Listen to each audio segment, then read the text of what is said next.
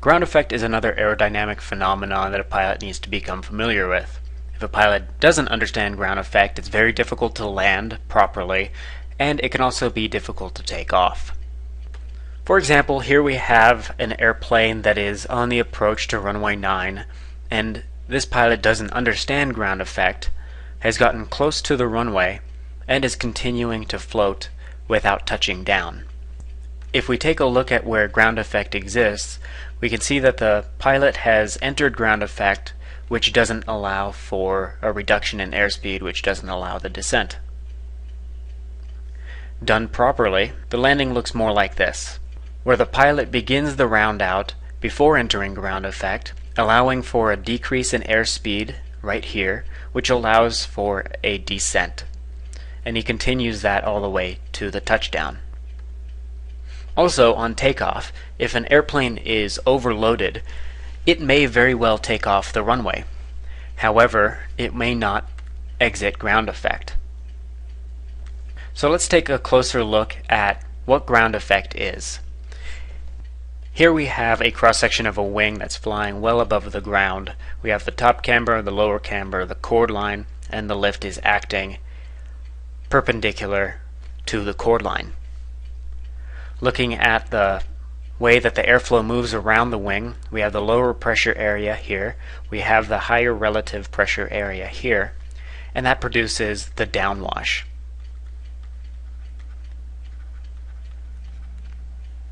Altogether, analyzing the lift that we have, this is the lift acting against gravity, and this is the lift that is producing induced drag.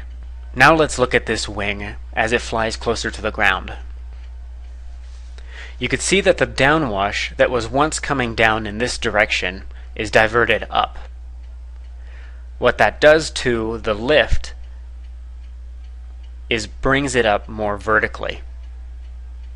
Because it's more vertical, our induced drag is reduced. Because the induced drag is reduced, our overall efficiency is increased, which sounds like a good thing, but when landing it can make it difficult, and on takeoff it can give the pilot a sense of security that isn't there when they exit the ground effect. Another way to think about this that isn't as accurate as describing the induced drag and the downwash and all this is simply thinking of the wing coming close to the ground and forcing a high pressure area below the wing, kind of like a cushion. So it's forcing this air into one confined area, which produces more lift. Again, it's not accurate, but it's kind of nice to think about it that way. Generally, what a pilot needs to remember about ground effect is that it begins at the same height as the wing is long.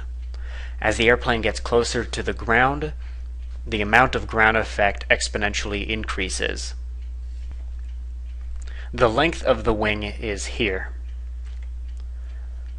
So that same height, ground effect will begin. So whether the airplane is taking off or landing, it is in ground effect if it's underneath that altitude. And it also gets stronger as the airplane gets closer to the ground.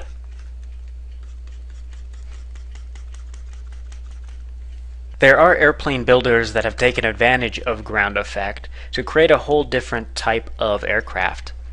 This is called an chronoplane. It's made by Russia, and it is not designed to leave ground effect.